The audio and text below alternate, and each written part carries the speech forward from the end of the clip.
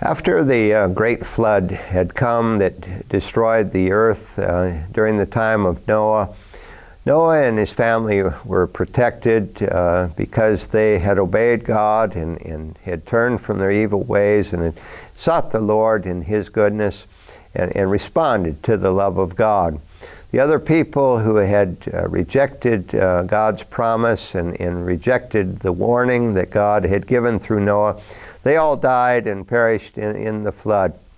But Noah and two of every kind of the animals and his family were all saved because they believed God and they followed God.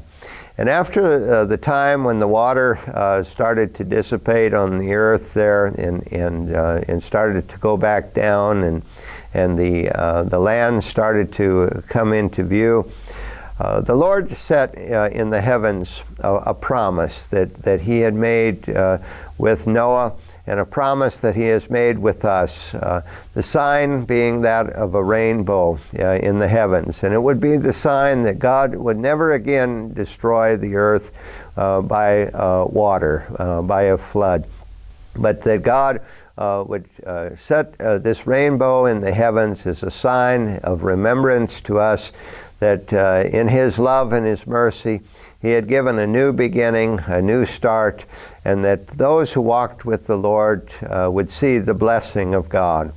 And so the blessing of God was upon Noah and his family, and they multiplied and they increased, and God's favor was upon them. I believe today that the Lord has given to us a promise also. And that promise comes through our Lord Jesus Christ, that God so loved the world that He gave His only begotten Son, our Lord Jesus, that whoever believes in Him will not perish, but will have everlasting life. And just as God gave the sign of the rainbow to Noah, so our Lord Jesus gave His life on the cross for us and shed His blood that whoever believes on Him won't perish. Jesus paid the penalty for everything that separated us from God.